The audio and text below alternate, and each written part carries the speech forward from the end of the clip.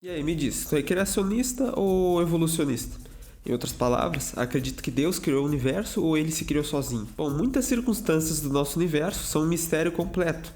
Outras conseguimos entender vagamente através da ciência. Existem outras questões que nós teorizamos. Nós tentamos explicar através de raciocínio lógico ou cálculos matemáticos. Mas os muçulmanos, aqueles que têm o Alcorão como palavra literal de Deus, não têm uma mente fechada. Vocês com certeza conhecem a história de Adão e Eva e a criação do ser humano através do barro. No Alcorão, a gente também encontra esse tipo de narrativa, umas histórias semelhantes.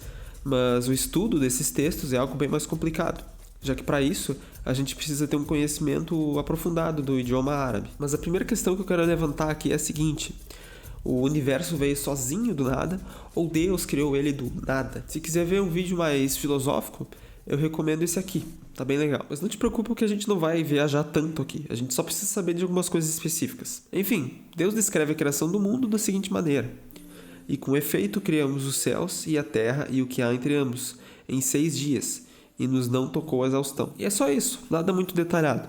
Mas daí vem aquela questão: se Deus é onipotente, por que ele não fez isso em menos tempo? Simplesmente porque, se fosse assim, não teria desenvolvimento. Seria como trocar o desenho manual por uma impressão. O pessoal da ciência deve estar ensandecido agora com essa simplicidade. Mas tem muito mais coisa interessante pra gente ver ainda. Primeiro, a palavra em árabe que nós usamos para se referir a dia, no caso 6 dias, também pode ser traduzida como período, ou seja, 6 períodos de tempo específicos. E essa tradução, no caso, não contradiz a narrativa principal, simplesmente porque é uma interpretação do significado que pode ser, sim, retirada desse texto. Tem um versículo corânico que diz uma coisa interessante: e os céus edificamo-lo com vigor, e, por certo, somos nós que o estamos ampliando. O Alcorão nunca foi um livro de ciências, mas hoje em dia é algo que está em voga, então é interessante a gente debater por esse lado. A palavra céu, ou sama, em árabe, ela quer dizer duas coisas no livro: ou o céu azul, que a gente está acostumado a ver, ou dimensões. Deus descreve 7 céus no Alcorão, ou seja, 7 dimensões. E aquela em que a gente vive é chamada de dunya. Eu mencionei esses termos no vídeo que eu fiz sobre o paraíso. Recomendo bastante, é bem legal também, é só clicar no izinho aqui em cima. Enfim, dunya quer dizer mais embaixo. Isso simplesmente porque nós estamos na última camada das 7. Essa dimensão é aquilo que nós chamamos como realidade, universo ou existência. A ciência diz: não existe nada além do universo, nada além dessa realidade.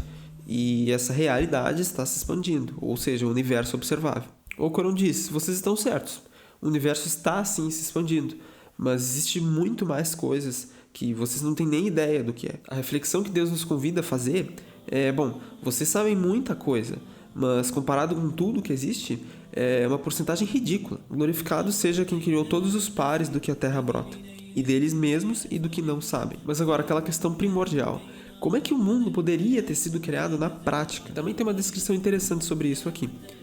E os que renegam a fé não viram que os céus e a terra eram em todo compacto, e nós desagregamos-los e fizemos da água toda coisa viva? Então, não creem? Das duas uma: ou isso se refere a algo misterioso que talvez nunca entendamos, ou a algo que já cogitamos. Eu já vi teorias dizendo que esse todo compacto se refere à aglomeração de matéria antes do Big Bang. A palavra usada para se referir a essa aglomeração é ratq, que se refere a uma costura, mais especificamente a uma serzidura. Tá aí, mais uma palavra útil que a gente aprende em árabe. Ratq, que significa serzidura. Serzir é costurar de uma maneira em que a linha de costura se junta, formando uma espécie de retalho. Deus descreve o início do universo como uma compactação de matéria, que nós sabemos que é sim uma das teorias debatidas. A separação desses objetos seria uma explosão, Big Bang. Mas isso não é mencionado aqui. Mas também não quer dizer que não tenha acontecido. De maneira geral, o que contradiz o Alcorão não aconteceu. E o que nem é mencionado aqui, nem pode ser contradito, é ambíguo. Pode ter ou pode não ter acontecido. A origem da vida também é descrita de uma maneira bem interessante. E isso estava no versículo anterior, não sei se tu viu. A água no Alcorão é sempre descrita como origem da vida. O que nós sabemos é uma teoria moderna. Isso nos faz pensar também na criação do homem, o que é uma coisa mais específica no Alcorão. Diz que o homem foi criado de uma substância terrosa misturada com água.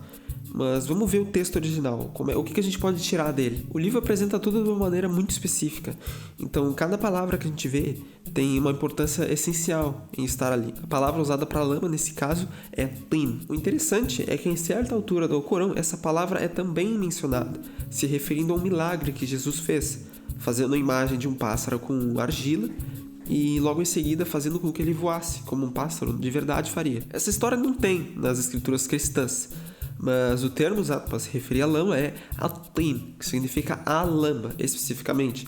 É diferente do termo que a gente viu anteriormente para se referir à criação do ser humano, que é tin, ou seja, uma lama qualquer. Até a água, que é usada para se referir à origem da vida, é a água e não é só uma água qualquer. Além disso, é posto um adjetivo junto com essa argila, que é lazib, que significa algo grudento, que adere com facilidade. Muitas descrições e escolhas de palavras são misteriosas, então nem sempre a gente pode concluir algo concreto disso. Esse termo específico, lazib, é usado quando Deus descreve a facilidade em criar o ser humano. Isso porque as leis da física são originadas da criação do mundo, o que quer dizer que essas leis são aquelas às quais Deus impôs a nossa existência. Nem tudo o que acontece é influência direta de Deus. Muitas das coisas são indiretas, são resultado de sucessões de casualidades. Como a criação das leis da física é inerente à criação do universo, a gente pode concluir que sim, a nossa criação foi sim algo direto. O ser humano também, especificamente.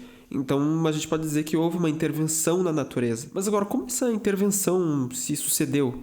Bom, eu não tenho patente para deduzir, mas Deus diz o seguinte: por certo, o exemplo de Jesus perante Deus é como o de Adão.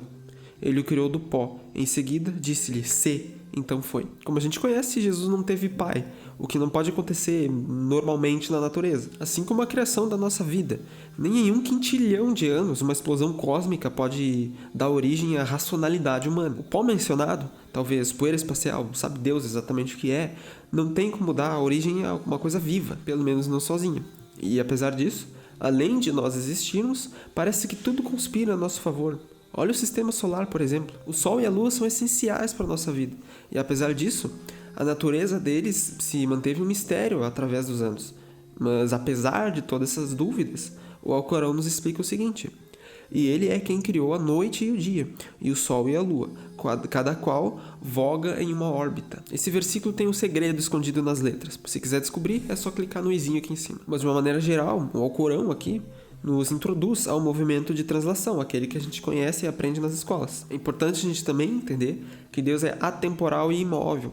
Ele não é como uma entidade, ele é a eternidade, é uma coisa diferente. Ele engloba esse universo e todas aquelas coisas que podem existir, simplesmente porque se isso não fosse realidade, tudo que existe aqui no mundo iria colapsar, estando suspenso no nada absoluto. Uma das teorias do final dos tempos diz o seguinte: pela nossa realidade flutuar no nada absoluto, ela pode ser perfurada por esse vazio e sendo transformada em nada, o que é uma contradição absoluta, porque isso já teria acontecido se o nada absoluto existisse. E Deus nos convida a fazer essa reflexão.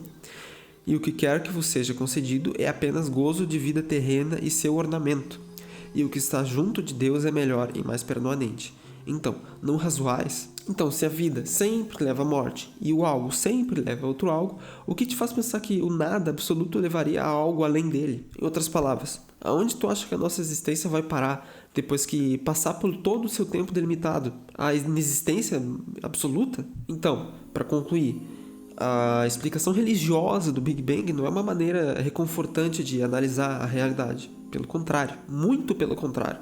Nos põe um peso sobre as nossas costas que transcende a própria morte, e isso não é brincadeira não. E apesar de a vida ser uma passagem temporária, a experimentação e a busca pelo conhecimento são mandamentos islâmicos. O Corão é sim uma fonte de conhecimento, mas também existem outras a quais a gente pode recorrer, e nós não podemos ser aversos à ciência. Pensamento medieval é algo que é pejorativo para nós aqui, mas numa perspectiva islâmica isso é um elogio. Enquanto a Igreja Católica queimava livros e bruxas, os muçulmanos medievais usavam o Alcorão como base para estudos científicos, como a utilização da palavra daha no Alcorão para se referir à formação da superfície terrestre, palavra que significa literalmente arredondar ou esticar de modo a ficar esférico, ou a descrição da mudança da noite para o dia, que é descrita com a palavra kawala, que significa literalmente se mover enquanto roda, ou em outras palavras, rotação e translação simultâneas, descritas num texto de mais de 1400 anos. Por fim, a religião não se trata de calar a boca e seguir mandamentos, e sim de buscar o que é melhor para si. O Alcorão é sim uma evidência.